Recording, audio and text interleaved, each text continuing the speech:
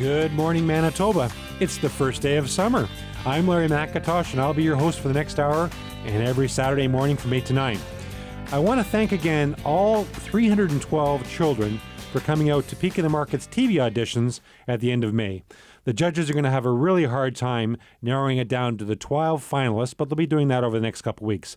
All the screen tests have been sent to the parents, and many of the parents have asked that their children's auditions be posted to Peak in the Market's YouTube channel, which we've done.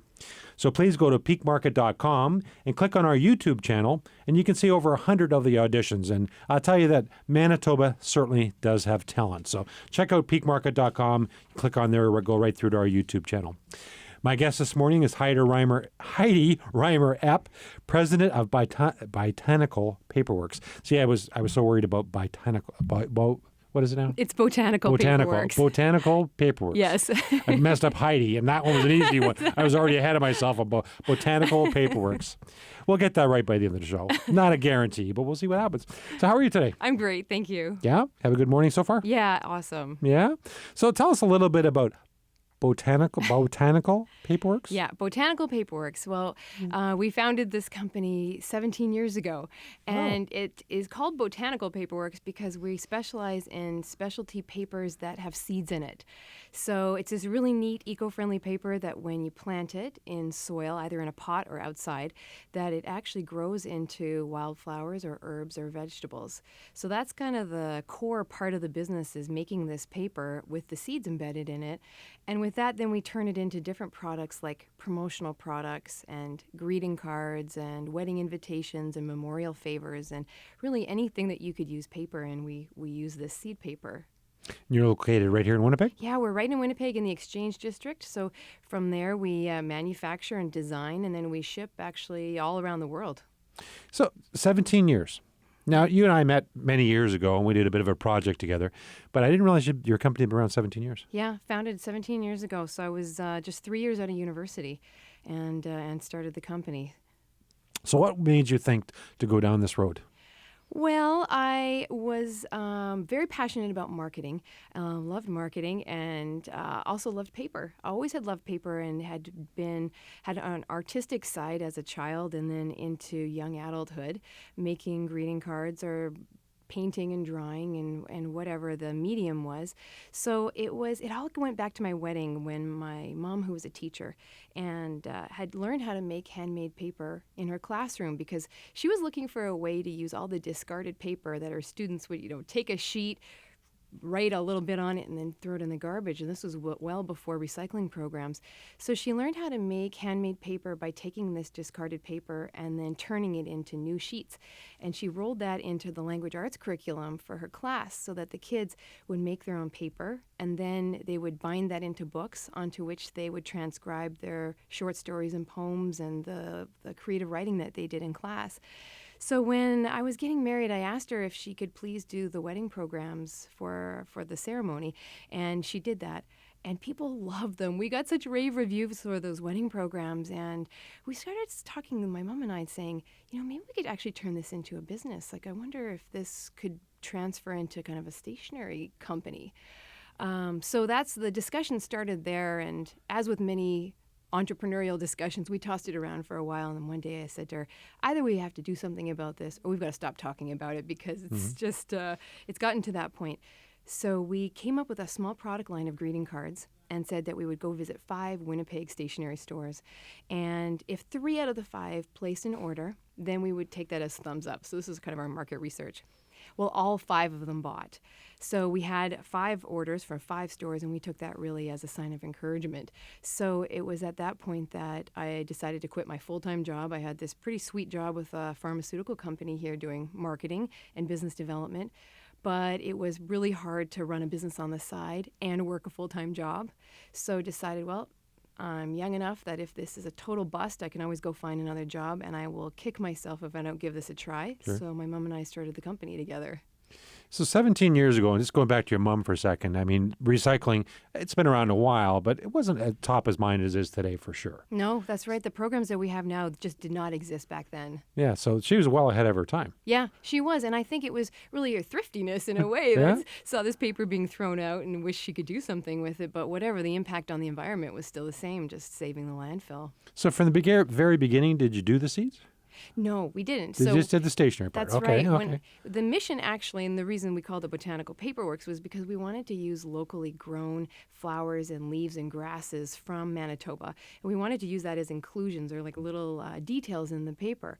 So we were making handmade papers and then throwing in these different plants and things that we were growing in our own garden or would harvest from other people's gardens as well. Fast forward a few years, we got a call one day from a publishing company in the UK asking us to write a book, which we thought totally was a prank call. Because who calls out of the blue and asks you to write a book? But it was legit. And we ended up writing this book called 300 Paper Making Recipes that you can still find today on Amazon and in the libraries. And we had to come up with 300 different types of paper. And so in the course of trying to come up with these 300 different recipes, we were using different parts of the plant. So the stem and the leaves and the petals. And then one day we said, hey, what about seeds? So we tried throwing some seeds in and incorporating it into the pulp and realized that we had a pretty neat product. So we didn't actually put that idea in the book. We kept it to ourselves. And then it took us about 3 years to commercialize that to the point where we could make large volumes of the seed paper. We'll be right back with Heidi Reimer-Epp, president of Botanical Paperworks, right after we take this break for your CJOB weather update.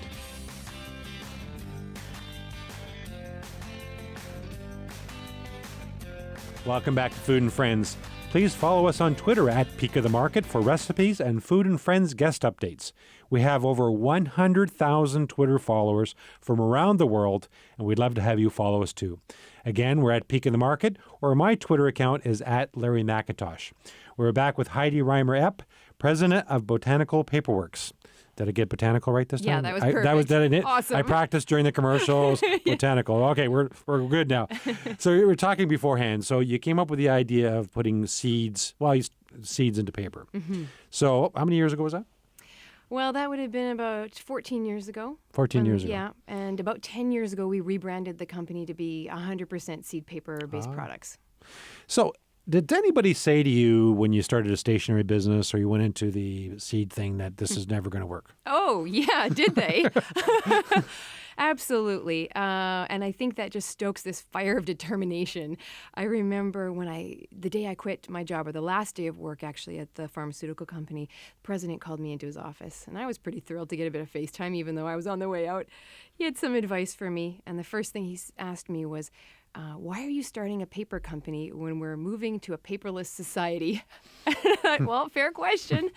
Turns out, anyways, seed paper is used for things that you still do actually need paper for, so we haven't gone entirely paperless. The other little tidbit that he gave me was 80% of all businesses fail within the first 3 years, so the door is always open. So that too, I thought, that's very nice of him. It was very nice of him, but those are pretty terrible odds, 80% chance of failure. That's absolutely true. Yeah, it is, and now I know why, because it's incredibly hard starting and sustaining and growing a business, but also rewarding. And you have enthusiasm for it. Clearly, you have a passion for it, enthusiasm for the business and the idea. But if you'd come to me and said, hey, this is what I was thinking, and then I was giving you advice, I'd go, I don't know. I can't see it. So you've done something that I think is incredible. Yeah, and we have the internet to thank as well, because it's very much a niche market product. We're not going to sell a massive volume of this in Winnipeg. But once you open up our market to Canada, to the US, Europe, Australia, now you can take a niche market product like our seed paper and really find a large volume of sales. So in 1997, when we launched the business, the internet really was also kind of growing up at that time too. Mm-hmm. So we were on the cusp of e-commerce and getting our website, and that opened the door to exporting. And I was very comfortable with exporting right off the bat because of where I had come from and it being in charge of international sales at the pharmaceutical company. So that's really the internet. I just thank so much for our growth. Now, I'm in the vegetable business, as you know. We don't do internet business because fresh vegetables are hard to do by mail. But We have issues of shipping to some countries vegetables because of trade tariffs, or they're afraid of diseases coming from other countries, so they don't allow vegetables in. Is that a problem with seeds at all? Or? Well, yeah, that's a great question. So for the first many years, we shipped without any incident to Canada or to the United States and to Europe. And we were covered by NAFTA, so we were duty-free, and it was actually quite smooth sailing. After 9/11, border officials started to take a closer look at the regulations overall. And one day we got a call saying that all of our packages had been stopped at U.S. Customs. Ooh. And we had dozens and dozens of time-sensitive wedding invitations and wedding favors, memorial products that were destined for funerals, and every single package was held up. And we were in a panic because we didn't know why, and the border officials are notoriously tight-lipped. They don't really give you a lot of information about why they're not letting it through. Eventually got one of them on the phone and was told that they were now starting to implement regulations that had been in place for a while relating to seeds. So it was really through the help of the CFIA here in Canada, the Canadian Food Inspection Agency, that helped us get approved under a special program that does allow us to ship into the United States. But really what we are held to very stringent audit requirements. We get audited once a year for our seeds. We need to be able to show that every batch of seed has been tested for purity and free of noxious weeds. And if there were to be an incident with one of the batches of our seeds, that we could actually trace that batch of seed down to each and every favor and greeting card sold worldwide. Wow. So our system is set up for this tracking. But that is the cost of doing business, so it's worth it. But I wouldn't have thought about that. I mean, I thought about the fact there might be a border issue, but I wouldn't have thought about you had to trace it back and be able to do all that. I mean, we do that in our business, vegetables, because of food safety, but you wouldn't think you would be doing it for seeds and a greeting card. Yeah, amazing. And I guess that's good, right? Because we don't want to be spreading invasive species. Yeah. So the biggest challenge that you've had in the last 5 years, what would that be? In the last 5 years, I think in the last 5 years for us, we have grown significantly. And so working with that growth has been both exciting and challenging because for me personally as the president, it requires a new set of skills. So I need to be constantly learning and growing. And so I'm very passionate about continuing education and being a lifelong learner. Then for the company as well, it's brought a lot of opportunity for our people because they've been able to progress in their own professional development, but our systems have also had to evolve. So we've put a lot of effort into helping our people grow and also growing our systems to the point where it can handle the greater capacity. Because we work with some pretty big brands, Fortune 500 companies, Starbucks and Volkswagen, and interesting companies like Cirque du Soleil, big names where we do very large orders for them too, so 50,000, 100,000 pieces. Our production has to be able to handle an order of 100,000 bookmarks destined for a trade show, as well as 20 wedding favors, and do that all at the same time. We'll be right back after this break.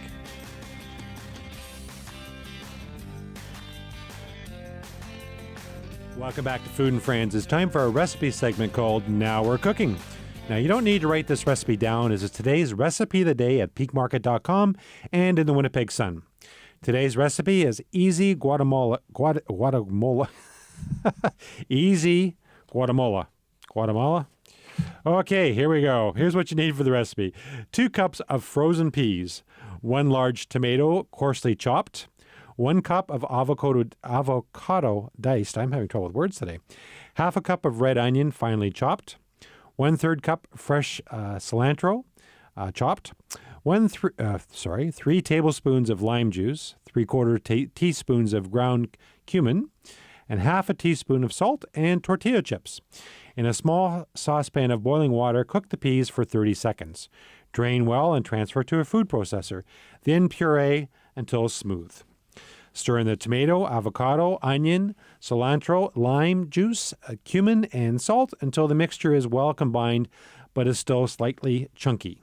Serve with tortilla chips. And this recipe serves 4. Again, this is today's recipe of the day at peakmarket.com and in the Winnipeg Sun. And all the recipes on our website or in the newspaper have both metric and imperial measurements. We'll be right back with Heidi Reimer-Epp, president of the Paperworks place, after we take this break for the 680 CJB News, Sports, and Weather Update.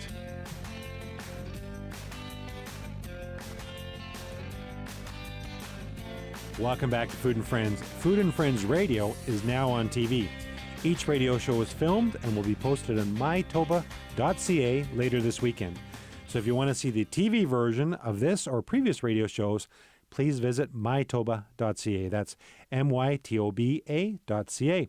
Thanks to Nicole, who produces this show, and Chad, who is operating the camera, as well as the teachers of the Broadcasting and Media Arts program at Techvoc High School for their involvement. You can also listen to an audio podcast of Food and Friends at SoundCloud.com or at the iTunes Store. So just do a search for Food and Friends with Larry at Mytoba.ca or at SoundCloud.com or iTunes, and all the shows will come up for your listening or viewing pleasure.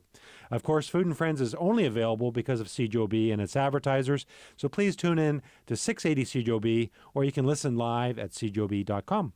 We're back with Heidi Reimer-Epp, president of Botanical Paperworks. Botanical Paperworks. I'll just keep saying that over and over again. Now, in the last half hour before we went to news, I was trying to do the recipe segment. And I was trying to say what word? Guacamole. Guacamole, what I was trying to say. Sounded delicious. Other than the guacamole, I wasn't even I was off in Guatemala or something. So it was So what was it again? Guacamole. Yeah. You're here to help me with words now I'm today. second guessing myself. Holy mackerel. Anyway, it's in the Winnipeg Sun today and at our website. So you can find it without the title.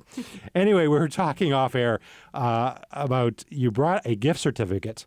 $50 gift certificate. So where's this gift certificate for? We're going to give this away in the next segment. Where's it for? Okay, so you can go to botanicalpaperworks.com and anything on the website, including greeting cards and journals and personalized products, anything on there. Well, it's very generous of you to bring that. Happy to do it. Do you have a store, or you sell through other people, or how's it work? Yeah, a little bit of everything. So Okay. we have a little shop at 111 Pacific Avenue. That's where our facility is.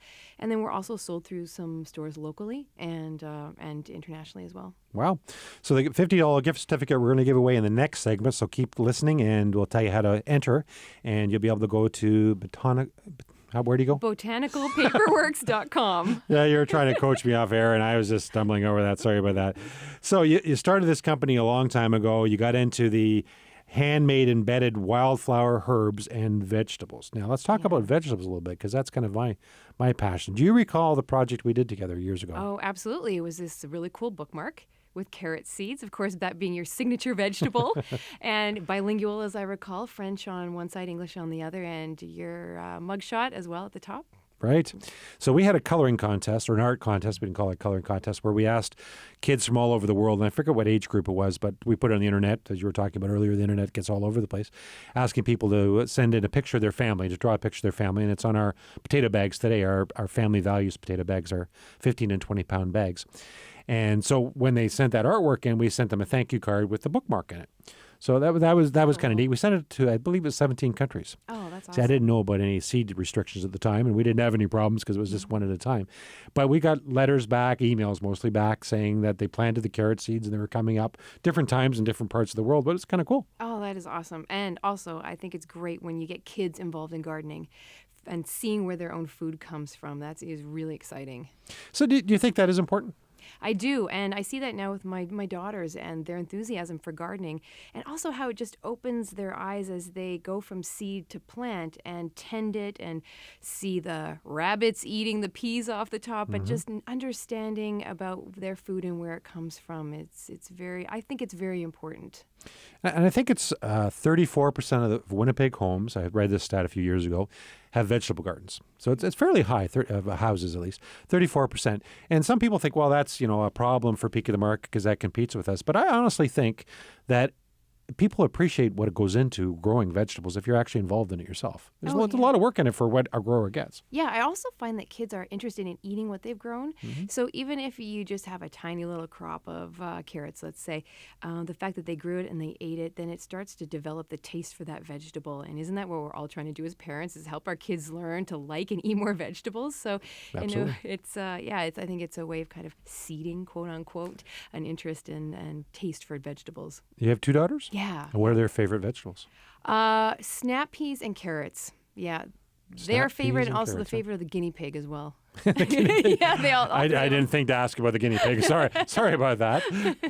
So, is this a big passion for you to encourage people to grow things because of the seeds, or is it just outside the business? I think that my passion for encouraging people to grow developed alongside of the product that we were selling, because I started to realize how when you become a little bit more connected to the soil, just how that's a good thing. And as well, there's other reasons that I like the fact that our product encourages people to garden. When it comes down to the wildflower seed paper, that when you plant that, first of all, you're leaving no waste behind, so that's good for the environment, but also encouraging habitats for the bees and butterflies and some of these species that are starting to not be as populous as they once were. So I'm really growing with my interest in ecology alongside of the business. And you were saying the last half hour when I asked what your biggest challenge in the last 5 years, it was growth, is what the answer was. The opposite challenge, which is a bigger challenge in my opinion, is not having growth. So you're going in the right direction, obviously. Yeah, and after 2008 and the different economic realities in the different countries, we saw that we were very diversified across all these different product lines and in different countries, and that was really good for us. So some of our partners in Greece and Italy weren't doing so well in those years, but then we had partners in other countries that were doing really fantastically, and so that diversification has been a good strategy for our company. You were saying last half hour that one of the interesting things about your business is the internet's helped it, right? You can ship all over the world through the internet. On the other hand, many people predicted that people wouldn't be using cards anymore, greeting cards, or as much because of the email, right? It was going to eliminate that. People are just going to send email invitations, all that type of stuff.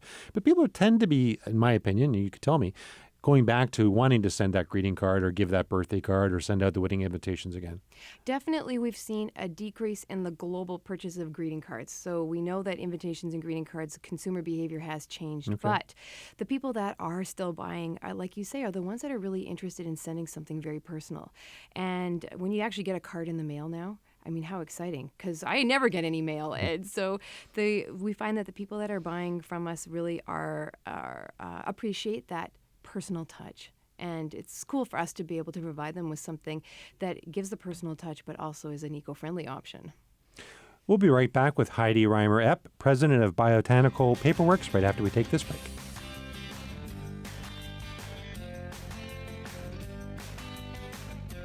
Welcome back to Food and Friends.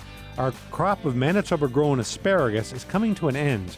It will be only available for another week, maybe 2 weeks, because it's kind of winding up for this year, and then it'll be gone until next year. So get out to your local grocery store now and get Manitoba-grown asparagus while it's still available. However, as you know, today is the first day of summer. I can almost hear the vegetables growing in the fields right now. Our next Manitoba vegetable crops are cucumbers, kale, and zucchini, which will start being harvested about mid-July, so they're still a few weeks away, but they're growing as we speak. As always, if it says Peak of the Market on the label, you are guaranteed it is grown right here in Manitoba. We're back with Heidi Reimer-Epp, president of Botanical Paperworks. So we were talking before, and I'm just going to hold this up. You brought this $50 gift certificate to give away this morning, which is very generous. Thank you very much. So tell us, if the people win this, what can they do with it? Well, they can apply it to any of the products on the website. So if they want to buy a few things for themselves, they can go and buy some stationery, or they could buy, if they have a special event coming up, favors or invitations, memorial products, or even promotional products. Put it towards that. Could they use this in the store as well? If they're in town? Yeah, they can come visit us in person, and shop the store and then see all the products. So the store address is? Is 111 Pacific Avenue. And the website? Is botanicalpaperworks.com. Don't ask me how to spell botanical because I could barely pronounce it. So this is the gift certificate. So here, if you want to win the gift certificate, and you can do it no matter where you live because it doesn't have to be on the store, you just send me an email at larrymcintosh@peakmarket.com. That's larrymcintosh@peakmarket.com. And in the subject line, put carrot paper, because of the bookmarks we did together years ago. So once again, if you want to enter to win the $50 gift certificate, send an email to larrymcintosh@peakmarket.com before 10 o'clock Saturday morning with the word carrot paper in the subject line. And we'll do a draw later this weekend, let the winner know by email and get the certificate to you. And you can check out the store and the website. That's kind of cool. Thank you very much for bringing that. You're so welcome. And it's like it's made out of this paper. Yeah, so you can plant that and it'll grow wildflowers. And How are you going to plant it if you have to turn in the $50 gift well, certificate? we will cancel it and give it back to you, and then you can plant it. Environmentally friendly. Yes, absolutely. So if you started a business, obviously you're successful at it. How many staff do you have working with you?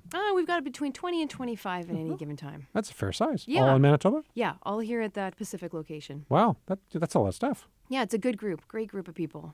So when you started out in a small way with a couple people, I assume, Mm-hmm. probably yourself and whatever, it's different when you have 20 and 25 people working with you, right? Yeah, it really is. And when we started, we were in my parents' basement. My mom and I, she would make the paper, and I would turn it into the stationery products, also do all the accounting and the marketing and just everything. You're wearing all these different hats.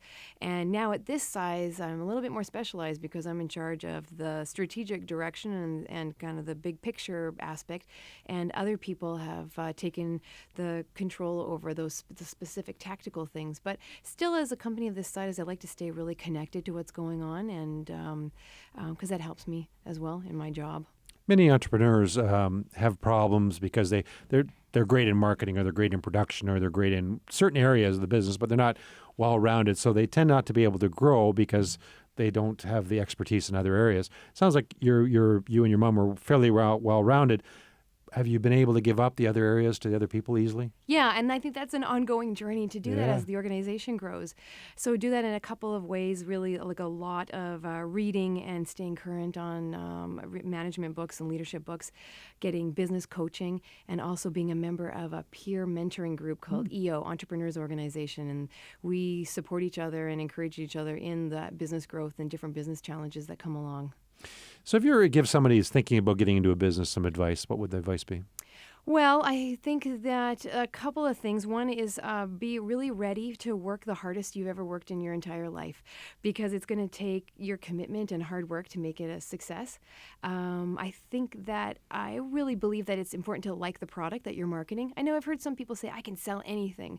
But for me, was putting all these years into this product, I think it's great that I really love paper and that I'm very committed to this eco-friendly aspect of it. And then the other thing is have a great support network, because of course, there's all the obvious things. You need money, you need a great product, etc. But this support network is going to be, that's the group of people you're going to go back to during the tough times and in the times when you're celebrating your victories. And you need to have those people walking alongside you. In the last 17 years, was there a point where you said, this isn't going to work out and I should stop doing this? Yeah, after 9/11, we had some really, yeah. pretty scary times there. Besides grappling with the huge ramifications of these attacks, we also were in a precarious financial position. We had extended ourselves into some advertising into the U.S. to expand, and it was a pretty safe bet that we thought. We knew we had to take a risk in order to grow and jump to the next level, but we were extended financially. And then after 9/11, there were no checks coming in because the border was closed, and nobody was shopping because buying stuff was the last thing on their mind, so we had Right. no sales.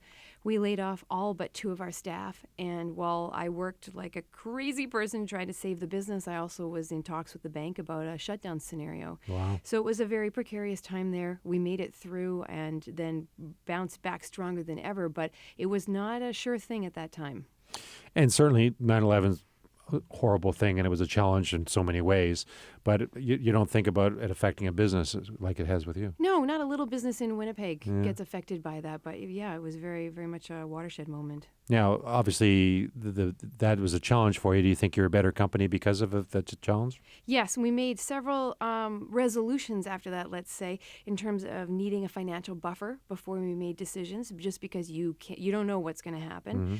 Also, deciding that we were going to diversify geographically because we were so invested in the U.S. market that at that point had all our eggs in that basket. So that's when we started to look to Europe as well. And just a real thankfulness and gratitude that came out of that for the people that were with us and the bank and all these different organizations that supported us. Just so thankful for that.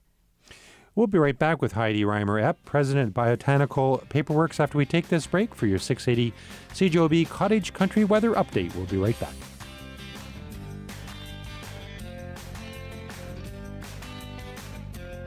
Welcome back to Food and Friends. My guest today has been Heidi Reimer-Epp, president of the Paperworks. What is it again? Botanical. Botanical. You think I would have got it last time? I would have got that.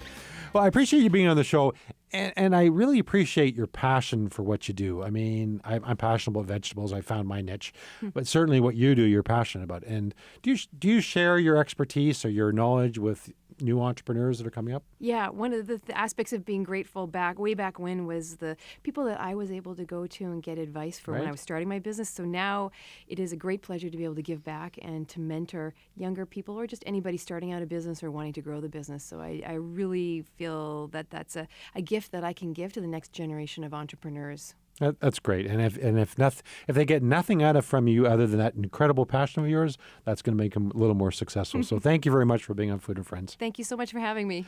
Please join me next Saturday when my guest will be Doug Harvey, president of Maxim Truck and Trailer. Doug will tell us about his Manitoba-based business that has locations right across Canada. Thanks to Nicole Bonikamp, our show's producer. Great job as always, Nicole. Take care, and please don't forget to eat your veggies.